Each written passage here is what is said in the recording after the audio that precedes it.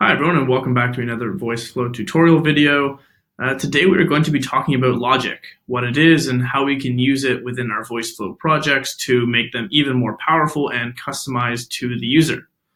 So the first thing we're going to go over is how to actually set up equations and logic within Voiceflow. And so there's one particular block which is really useful for this, and this is the if block. Now, the best way to describe what logic is being able to look for certain conditions that have to be met for something to happen. So this in programming is called an if statement. If A is true, then do B, and if B is true, then do A, or something like that. So it's essentially saying when this thing happens, when this becomes true, then do this task. And so that's what we're going to learn how to do today, how to set up some more complex logic equations, as well as how to use and sort of set equations in general within Voiceflow. Great. So the first thing we're going to want to do is have the user sort of choose whether they want to pick a number between 0 and 10. And so the user is going to say a number, and then dependent on where that number is, if it's below or above 5, we'll then send them down a different path. So let's do that. So please pick a number between 1 and 10. And we'll use the Kimberly voice for this one. So let's save that. And now we're going to want to use a capture block here. You could also use an intent block or an interaction block. But for the sake of this video, we're going to use a capture block. So let's do this. And we're going to have a variable called number. And the user is going to say a number. Okay, great. So now what we're going to do is pull out an if block. So that's in our logic section here. And we'll pull this out. And now we're going to want to send the user down a different path depending on whether their number is above or below 10, or maybe 5. Or maybe if their number is 5, we'll do something particular there too. So let's do this. So we'll go if variable. And so this right here is our logic setting button. So anytime you want to create an equation within Voiceflow, you want to click on this. You'll have a whole bunch of different options for logic you can do. So for example, if we wanted to say if something is equal, we're going to want to hit the operation first. And now we have set our operation. And if we want to change it, we can hit plus or times. And then if we want to even do a nested statement, if we want to add even more complexity into our equation, we could do so by continuing to essentially set up the equation. So you can see that right here. This is what the equation looks like. It's quite complex right now because we have nested quite a few things, meaning we've layered our math, but that's a lot of complexity for the scope of this video. So I'm actually just going to clear this and we'll reset from scratch. So we're going to want to say if value is equal to value. So we're going to say if variable. We're going to choose which variable we're talking about. So we named it number is equal to 5. Then it's going to go down the 1 path. So you see the little number 1 right here. That's the 1 path. So they'll go down that path. If the value is, let's do greater than. So if the value of number, oh, we can't see it on the screen right now, of number is greater than 5, we're going to go down this path. Then we'll have one last logic check here to say if the value is less than. So we'll say variable number is less than 5. Then we're going to go down the number 3 path. Okay, great. So let's say you said number 5. Let's do this, number 5. Or your number is 5. Now let's do your number is greater than 5. Number is greater than 5. We'll link that there. And then we'll do one more for your numbers less than 5. Our number is less than 5. And since these are all the Alexa voice, let's change this voice back to Alexa. Okay, great. So now we have set up our logic test. So we're going to ask the user, please pick a number between 1 and 10. The user is going to say a number. It will get captured into the number variable. And then we're doing a logic check for if the number is 5, we're going to send them down this path. If the number is greater than 5, we're going to send them down this path. And if the number is less than 5, we're going to send them down this number 3 path. So let's try this out on Alexa. And we're going to do one more example after this. We're going to do a bit of an interactive stories example where if the user picks up a key, then they're going to have a door open for them. And if they don't pick up the key, then it's going to be locked when they get there. And so we'll do that example right after this. Echo, open Braden test. Please pick a number between 1 and 10. 7. Your number is greater than 5. We'll try it one more time. Echo, open Braden test. Please pick a number between 1 and 10. 2. Your number is less than 5. Okay, one last time just to test the last case. Echo, open Braden test. Please pick a number between 1 and 10. 5. Your number is 5. Great. So you could see you could do some additional if statements. So for example, if you wanted to actually find out what the user's number was, you could continue to narrow down the number until you eventually found out what the number was. Great. So let's clear this and we'll do one final example here.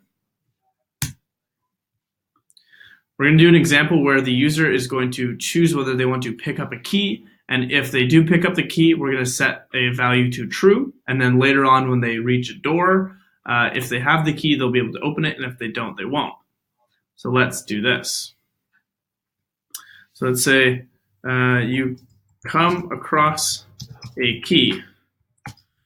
Do you pick it up? And we're going to use a choice block. And we'll have yes and no. Yes, pick it up. Take it, just add some synonyms. We'll say no, leave it. Yeah, we'll just do no and leave it. That's fine for now. Okay, great. So now what we're going to want to do is we're going to want to create a variable called key. And this can be a local variable, that's fine. So there's our variable for key. And now if the user says yes, pick it up, we're going to want to set the value of the key variable to true. So we can say set key to true. And if they don't pick it up, now, just to be fair, we wouldn't have to do anything else, but I'm just going to set another block for the sake of it. So normally if we had an if statement later on that said, if the value of key is true, it wouldn't matter. We wouldn't have to set what the false would be. But for the sake of this video and for the sake of just pure clarity, we're going to, even if they don't pick it up, still set the value. We're just going to set it to false. Key. So I'm going to say false. They do not have it. There we go. And so now we're going to say, you come across a door. So this is going to be the part of the story where we say, you come across a wooden door. It has a lock on it. Do you open it?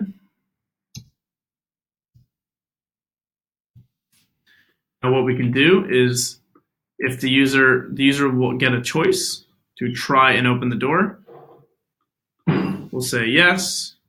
Open it, open the door, and no, nope. Okay, there we go. So we have some synonyms there. And so if the user says yes, they want to open the door, we'll quickly do a check to see if they have the key.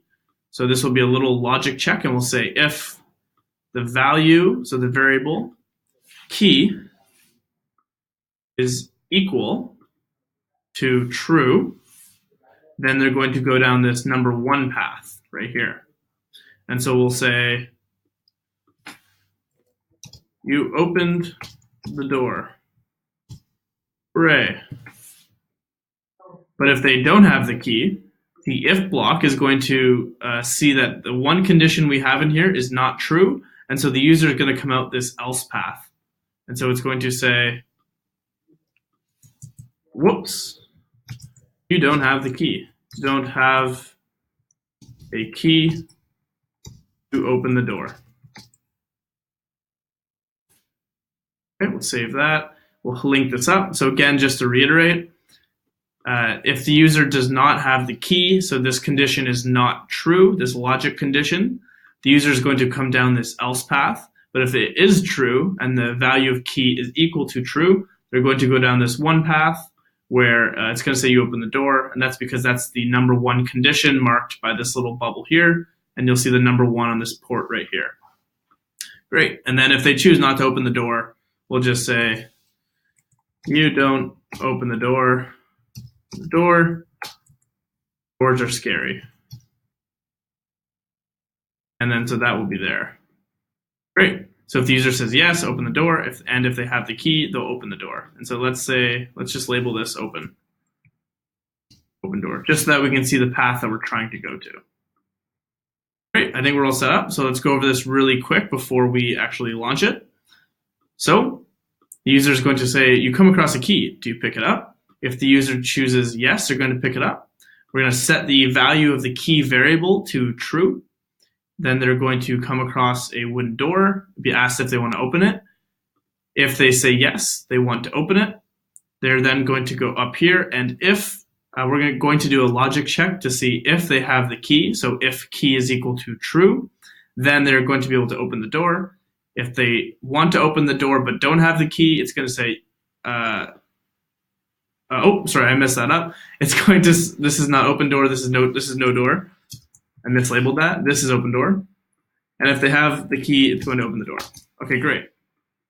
And then if they choose not to open the door, just they didn't want to open it. So nothing too complex there. So let's upload this. A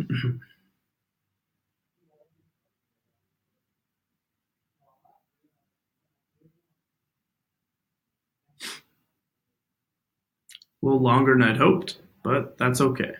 Great. Echo, open Braden test.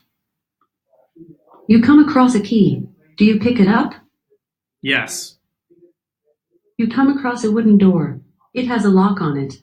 Do you open it? Open it. You opened the door. Hooray. So that's because we had the key. Now let's try it the other path. Echo, open Braden test. You come across a key. Do you pick it up? No. You come across a wooden door. It has a lock on it. Do you open it? Yes. Whoops. You don't have a key to open the door. And so you'll see there, we hit our logic test and we did not have the key. And so that was another simple example where we didn't do any math, but we were able to use variables and logic checks to better personalize the experience of our skill. And so for the user, that would be a lot more fun of a story than if they were, simply able to open the door, regardless of if they had the key or not. Great. So that was a quick, a little bit longer, more in-depth tutorial on some of the awesome things you can do with logic. Of course, there are many other advanced concepts that we can go into, and we have lots of other videos that you can check out to learn more about Voiceflow and more about some of the amazing things that you can do with it. All right, guys, hope you enjoyed. I will see you in the next video.